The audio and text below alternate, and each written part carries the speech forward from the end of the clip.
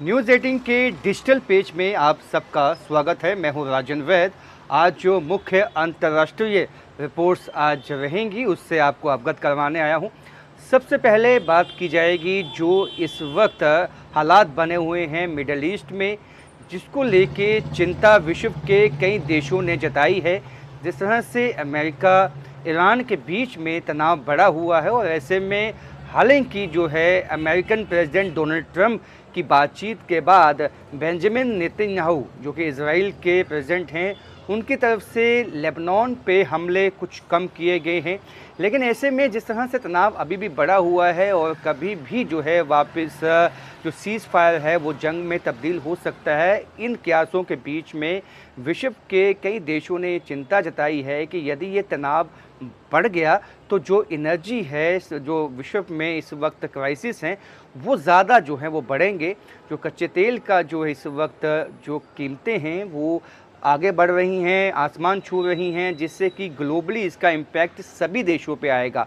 ये केवल एक देश पे नहीं, यदि खाड़ी देशों पे हमला होता है, यदि ईरान की तरफ से ये हमले एनर्जी सोर्सेज पे, जो ऑयल रिसोर्सेज हैं उन पे किए जाते हैं, तो इससे विश्व में एक जो है कहीं ना कहीं मुश्किलें पैदा हो सकती हैं। तो उसको लेकर जो है एक चिंता व्यक्त जो है कई देशों ने की है, जिसमें हिंदुस्तान भी है, उसके साथ साथ कई अन्य देश हैं जिन्होंने ये कहा है कि ये जो तनाव है वो कम होना चाहिए, क्योंकि इससे जो है ग्लोबली इसका जो इम्पैक्ट है वो सभी देशों पे आएगा। पहले से ही जो कई ऐसे देश हैं जो इकोनॉमिक क्राइसिस से निकल रहे हैं, ऐसे में उनके लिए मुश्किलें बढ़ेंगी। इसके साथ साथ जो अन्य रिपोर्ट्स जो इंटरनेशनली आज सुर्खियों में हैं, उनमें सबसे पहले बात होगी इबोलो जो वायरस है उसको लेकर अभी भी चिंता जो है वो WHO की तरफ से व्यक्त की गई है। WHO का कहना है कि ये जो आउटब्रेक हुआ है ये कहीं ना कहीं ये दिखाता है कि ये अगर इसको जल्द ही नहीं रोका गया तो ये बहुत जल्दी से ही विश्व के कई देशों तक पहुंच सकता है।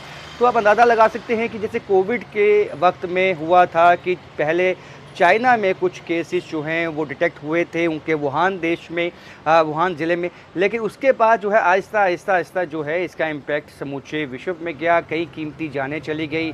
अब उससे सबक लिए हुए WHO का ये मानना है कि जो उनके चेयरमैन हैं, डायरेक्टर हैं जो कोंगो में बैठे हैं, उनका मानना है कि ये आउटब्रेक जो है इसको यही रोकना होगा, जिसके लिए एहतियातन जो भी कदम हैं वो उठाने होंगे।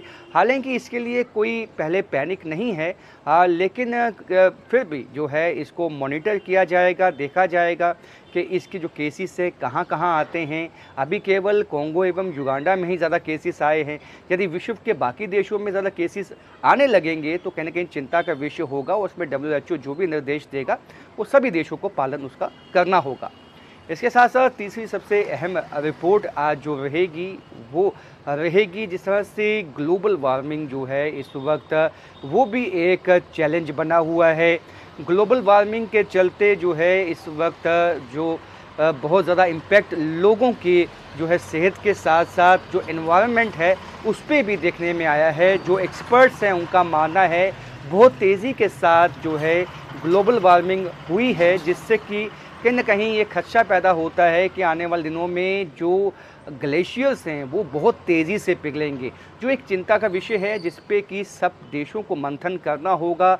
जिस तरह से मॉडर्नाइजेशन की तरफ जो है समूचा विश्व जो इस वक्त चल रहा है, लेकिन उसको उसके बीच में देखना होगा किस तरह से प्रकृति के साथ समन्वय बना के चलना है, ताकि जो ये डेंजर जो एक चैलेंज चुनौती जो है लोगों के सामने कल आ सकती है उससे आज ही कैसे निपटा जाए, कैसे उसको रोका जाए, इस पे सबको मिलकर मंथन करना होगा।